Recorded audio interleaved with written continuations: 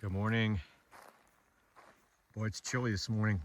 We're at 5,200 feet, so we're leaving the desert behind, and I got to get my puffy coat and payson and my gloves and my thermal underwear and everything again.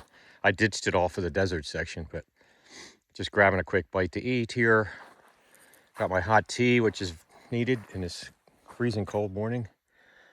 We will be on the trail shortly. It's 6:15, so I'll be on the trail at 6:30, so we'll check back with you. This is like a jungle out here. So it's kind of a funny, just a lot of trees. It's really quiet back here. It's kind of a little bit of a campsite. There's a fire ring there, and there was another guy camping over here. So lots of spots at this one area here. We're still not done climb. We have about 800 more feet to get to the top, and most of today is not too bad. Just some up, it's 800 and a 700 foot climb is it. No 1,000-foot climbs or 2,000 foots today. We'll see you on the trail. Okay, we're leaving the campsite here, 6:37, 7 minutes later than I was hoping for. I was talking to the other guy that was camping over there. You burn up time, you don't see anybody, so when you talk, it's neat to talk to people, but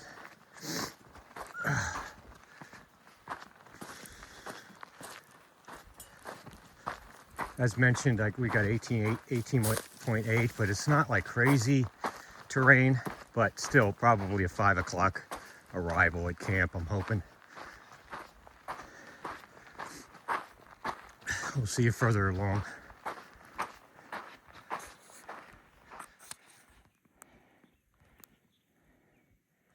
Lake's still out there, hasn't gone away. It's cool being able to see this for a while because I so much enjoyed down there. It's gonna be hard to say goodbye for good to it. Sorry, I know the sun's really blinding you there, but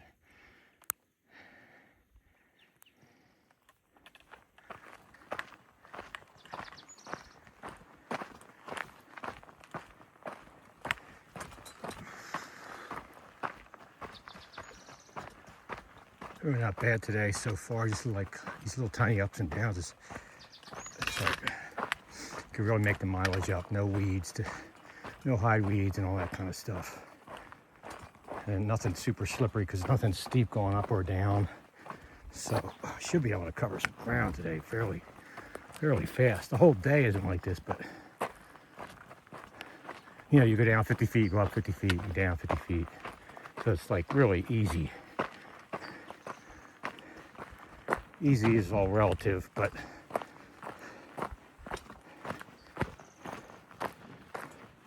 still got that lake out there. It's just amazing. This is the Four Peaks Wilderness. Another challenging part of the trail, but most of that's going to be after Payson. We'll still be in that wilderness. Because the sign was at the end where I camped right at the wilderness boundary, so we haven't even, I don't know if this is considered the first of the Four Peaks or not, but because we already had most of it climbed. So we'll see. Got to look at that. I haven't really looked much at the terrain after Payson, but I will when I take my break. Really get a feel for what's happening there up to Pine.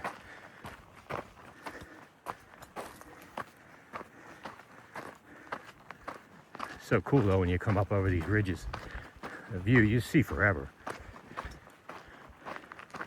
It's a perfect example coming up here.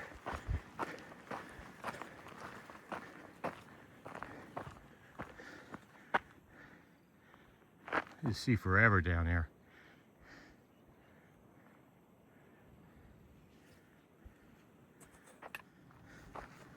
I don't think I mentioned it yesterday, but I met an older couple at that water cache, the thing that had all the 30 gallons of water.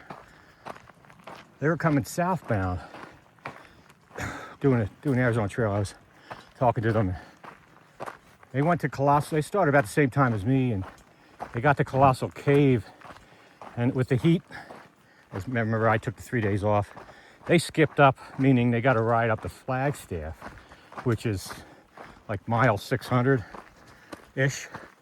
And they started to go south. That way they're still doing the trail. It's just they got out of the heat, which is kind of smart, except they will be getting heat again here as they move further down to Colossal Cave.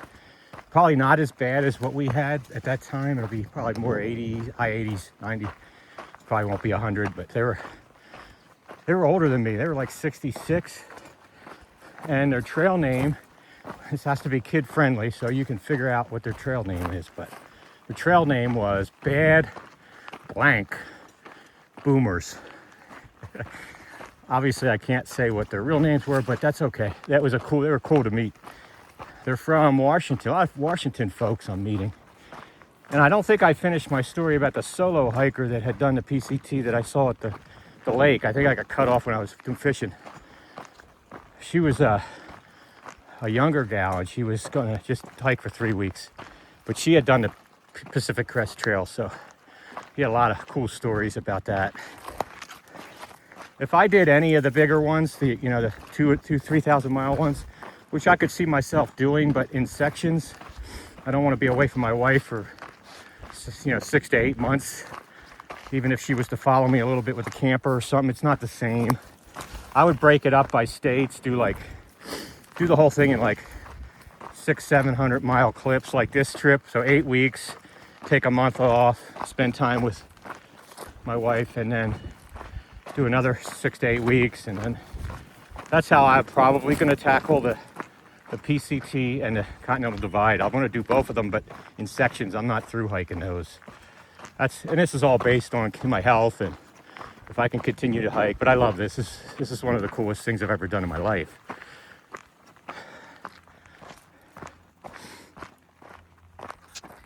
Check this out. We haven't been at 6,000 feet in a while, but here we are. Man, oh man. I forgot how cool the views are when you start getting higher and higher. And it's so cold. All the weather is like so much cooler. It's like 70 degrees right now. It's almost cold in the shade. Just real quick, I had a couple people asked, do I have a weapon with me? And I guess they're worried about, animals and stuff. But I have a very sharp knife that I used to open my food with and all that stuff that my son Danny gave me for Christmas.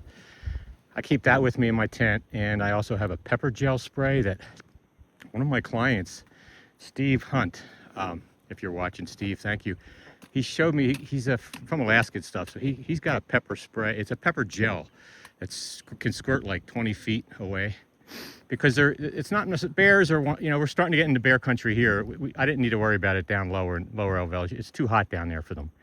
But as I get climbing higher, you just have to watch your food and keep it all, your toothpaste and sunscreen and such, all in your food bag. And then you should try to get that food bag up in a tree somewhere higher up, or that kind of stuff. But I do have a knife and pepper gel, because you do also run into like possible rabid skunk and rabid foxes that were out here last year. It was more down in the Rincon Mountains. And I know that Dixie lady who does all these videos, last year doing the Arizona Trail, she got a skunk coming at her in the middle of the night, trying to get in her tent, up at Grass Shack, which is partway up Mica Mountain. So anyway, no weapon really, just a nice knife that I use to open up all my food, and a pepper gel. But I'm not even thinking I'll ever need to use either one of them, but just wanted to confirm that. These views are awesome. Getting back to the folks that skipped up the Flagstaff. So the way you do it is you skip up there, you hike it southbound back to Colossal Cave, and then they would get a ride back to Flagstaff from Colossal Cave, and then finish going north. It still counts as a through hike because they're hiking the whole trail, and that was very smart of them to do. In fact, when I got to Oracle and I took my 3 days off, my wife had said, why don't you skip up the Pine, come south, and do kind of what those folks did, which is kind of cool idea. The only reason I decided not to, because I just got done doing Mica and Lemon back to back, and the only downfall was skipping up north. You're heading into the mountains again right away, so I wanted a little bit of a reprieve, knowing that from Oracle to Superior, which is like 100 miles-ish, but 95 miles, the terrain is just nowhere near like Lemon and Mica Mountain. So I kind of wanted to stick out the heat. It was still very hot even when I got back on trail, but I decided not to because I didn't want to jump into the mountains already that quick. But I understand 66 years old why they did that. Very smart to get out of the heat. Now they are going to run into heat again though, because they're not going to get down to Colossal Cave till, that's going to take them, oh my gosh, a while to get back down there. At least a couple of weeks, 2 to 3 weeks. And now we're getting into April, third week of April. They could run into some more heat. So probably not the 105 that I ran into, but anyway, I just wanted to explain again about skipping up and what that meant to the non-hikers. Non-hikers know, I mean the hikers know, but a lot of the folks watching are not necessarily, big hikers, and try to escape that term skip up, what that means. There's our big climb of the day. I'm being smart because it's only like 800 feet. And we did 3,000 yesterday, so I think I can handle an 800 footer. I think that's about it for the day. I think there might be one more like 700. This is going to be the first real climb of the day. We climbed out of the camp for like 500 feet or so, 600 feet, which was fine. But the weather is so awesome. Again, you still got a huge view of the lake here.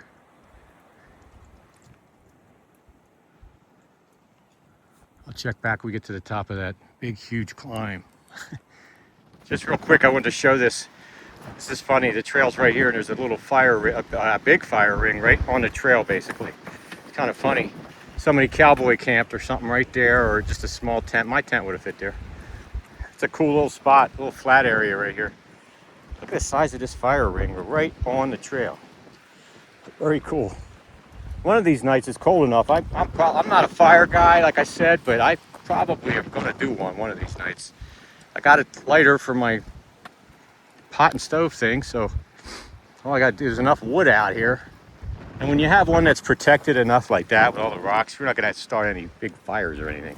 Wouldn't do it on a windy night like night tonight might be, but we'll see. I'll definitely film that if I ever do one.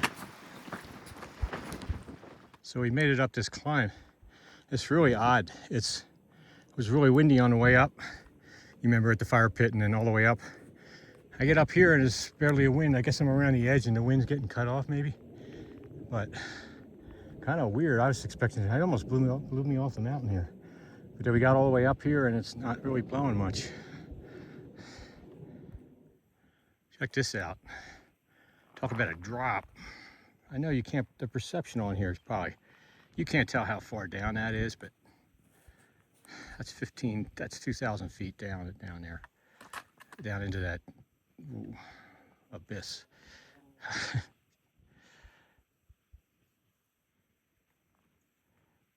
We're at 6,100 feet right now. We're gonna go way down now. I think we're going down 1,500 or something and back up, and we're camping at like 5,500.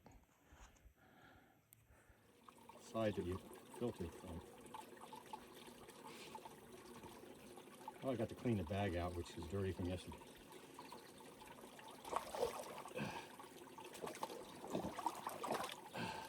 So that's all it is. You fill that up and you got a filter here, and then nice clear water. It's gonna taste great, nice and cold.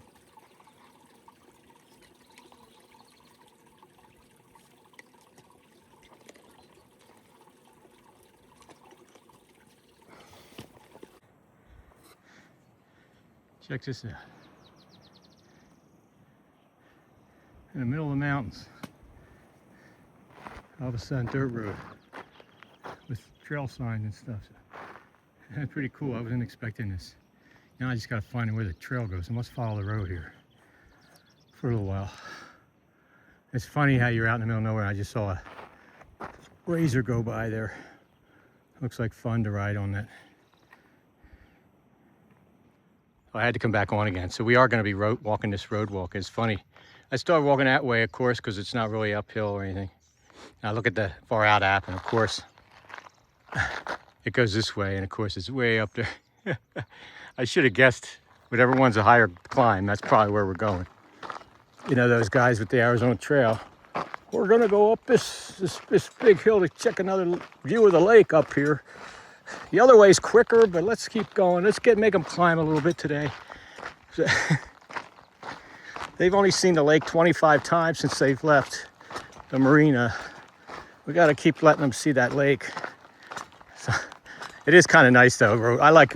Some people don't like the road walking because it's not really like a trail, but to me, if I got 9 miles to camp still and it's still like noon, so I'll take as much of this as I can because I can make up some really good time. I'm hoping to get to camp at like 4:30 or something. But that's funny. We don't have a lot of climbing. It was just I had to come back on and talk about that because I should have known which way to go just by looking at the elevation.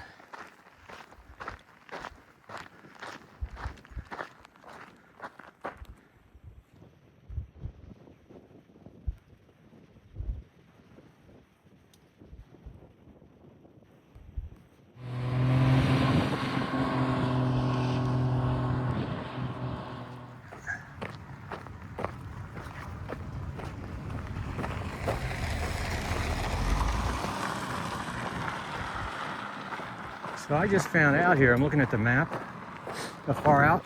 I never caught this, I guess, in all my research for this particular section of the trail. We're on this dirt road for like 10 more miles.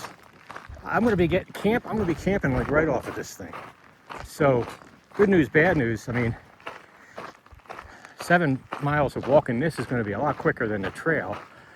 So I'm not complaining, except I'll be camping right near people going by all night in all kinds of vehicles. I guess it's Easter Sunday right now. Happy Easter to everybody, by the way.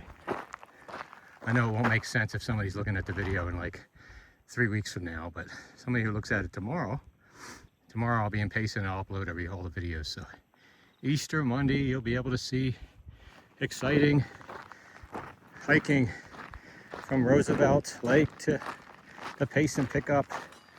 But I like these road walks. I mean, I wouldn't want the whole trail to be like this, obviously. But it's nice to end the day on 7 miles of this. It's up and down a little bit, but you don't have to worry about slipping off a cliff or twisting your ankle on a rock. Or I mean, it's just so nice. Not that you can slip on one of these uphills or something, but I don't know. Just it's kind of like eases your mind a little bit. I'm psyched now. I'm having chicken chili and mashed potatoes tonight too, because this will be a 19-mile day almost, so I'm gonna be starving when I get there. I'll definitely show you that because I think you've already seen one camp. I think I had that chicken chili's awesome. I'm saving I've made 10 of them. I'm saving most of them from the north where it's colder.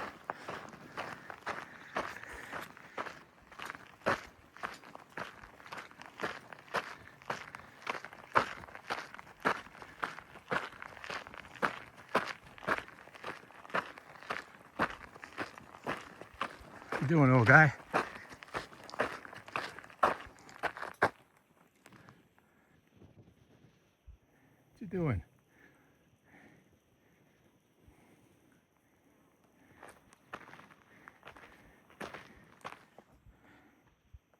This is probably going to be one of the last shots of the lake, I think. If you look, you can see it at the top of that one mountain there. It's way out there now. And then there's a piece of it over there too. But this is probably going to be it, I think, because that's a long way out there now. I don't know if we'll see it again, but you never know.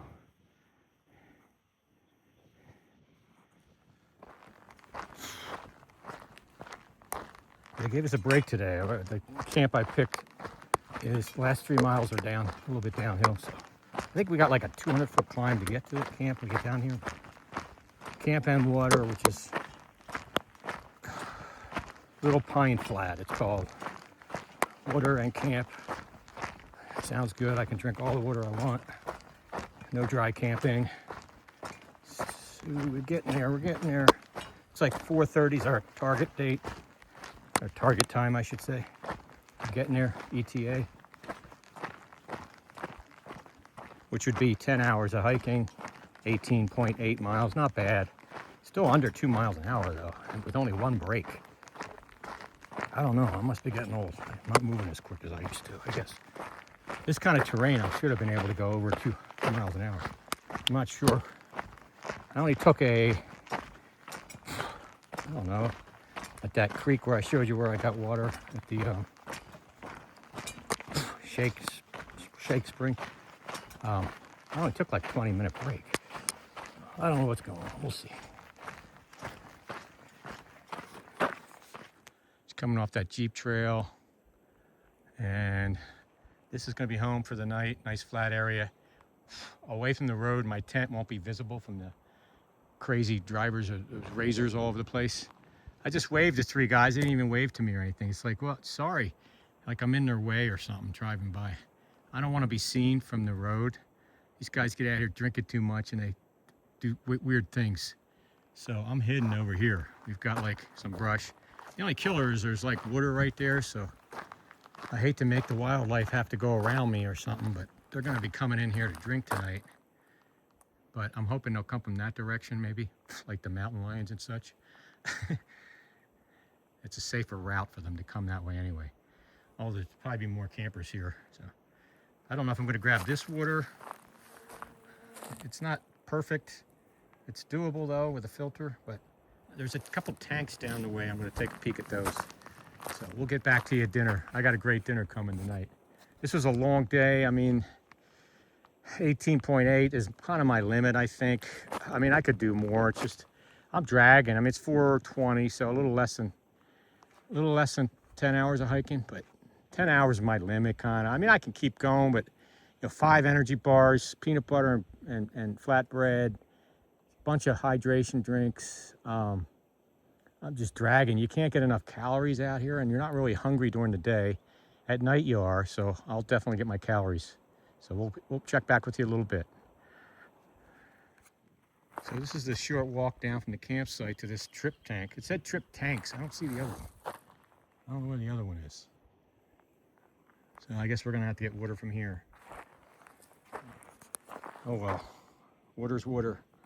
Once you filter, it should be all right. So you can see that's the water left in the dirty water bag, and here's what it looks like when it's filtered.